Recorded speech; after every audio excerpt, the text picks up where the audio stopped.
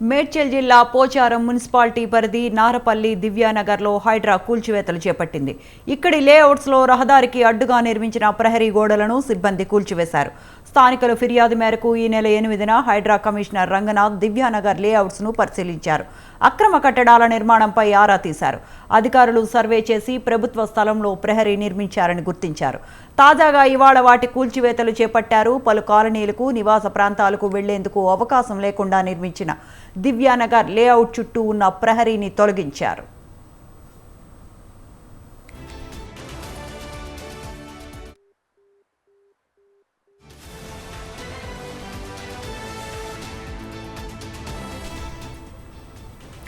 దివ్యానగర్ లేఅవుట్లో నుంచి తమ నివాసాలకు పక్కనే ఉన్న దారులను మూసివేసి ఇబ్బందులు పెడుతున్నారంటూ నల్లమల్లారెడ్డిపై పలువురు కాలనీ వాసులు ఫిర్యాదులు చేశారు. ఆయా ఫిర్యాదులపై ఈ నెల 23న హైడ్రా ప్రధాన కార్యాలయంలో ఇరు పక్షాలతో కమిషనర్ రంగనాథ్ చర్చించారు.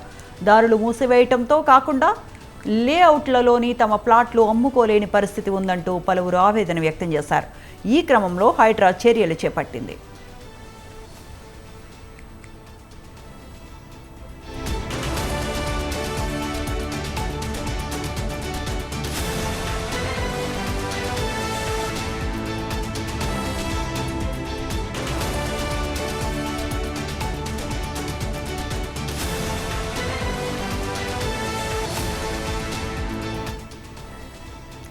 దివ్యానగర్ లేఅవుట్ చుట్టూ ఉన్న ప్రహరీ కూల్చివేతలతో పలు కాలనీలకు మార్గం సుగమమైంది.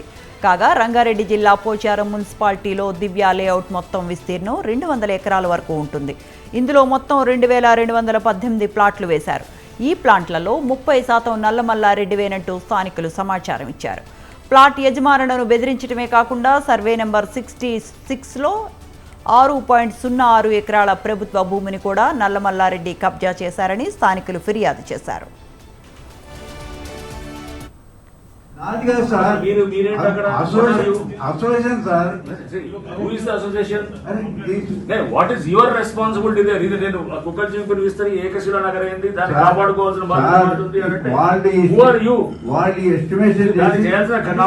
పోలీస్ సెటప్ కాపాడాలి, లేకపోతే కనుక అక్కడ ఉన్నటువంటి ఎవరు దానికి అధికారులు ఉంటారు వాళ్ళు కాపాడాలి.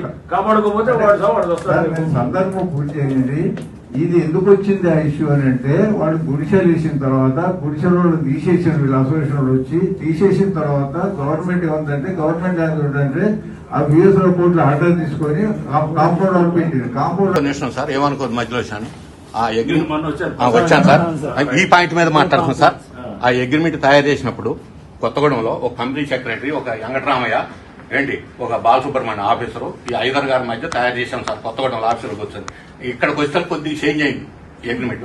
సరే దాన్ని వదిలేసి, అది సొసైటీకి సంబంధం లేదు సార్. సొసైటీ వాళ్ళం అందరము ఈ ఎంప్లాయీస్ ని ఎంకరేజ్ చేసి ఇండివిజువల్ అగ్రిమెంట్ తో ఆయన డబ్బులు కట్టించాం సార్. మల్లారెడ్డి గారు ఏమన్నంటే మనం కాంపౌండ్ వాళ్ళు కట్టి ఒక్కనొక్కని లోపలేసి చూసి కొట్టేద్దాము, ఏమన్నా ఇబ్బంది పడతామని కంట్రోల్ చేద్దామని చేసాం. మాకు కాంపౌండ్ వాళ్ళని సార్ ప్రజలతో సంబంధం కానీ కాంపౌండ్ వాళ్ళు మాకెందుకు సార్? మేము ప్రజల్లో బ్రతికే వాళ్ళం, మాకు ఫ్లాట్స్ కావాలి. కాంపౌండ్ వాళ్ళు ఈయన ఆలోచనది, ఏ యూనియన్ రాలేదు, ఈయనే కాంపౌండ్ వాళ్ళు కట్టిండు. వద్దంటాడు, మేము మొత్తుకున్నాం కూడా కాంపౌండ్ వాళ్ళు కట్టద్దు అని. మా దగ్గర డబ్బులు వసూలు చేసిండు. వసూలు చేసినప్పుడు ఏంది, రోడ్స్ చేస్తాము, డ్రైనేజ్ చేస్తామంటే మేము కూడా అగ్రి అయినాము. మా చేత బాండు రాయించుకోండి. ఈయనే ప్రెసిడెంట్ గా ఈయనే డిక్లేర్ చేసుకున్నాడు. దానికి అగ్రి ఎవరు రావద్దాడు, ఎవరికి వస్తే మన దాంట్లో గూండాలు పెట్టి తగ్గించాడు. తను తినే వాళ్ళు నేర్కొని ఎంతమంది గూండాలు పెట్టారు రోజు వార్డు మెంబర్లు కూడా కొట్టినాడు.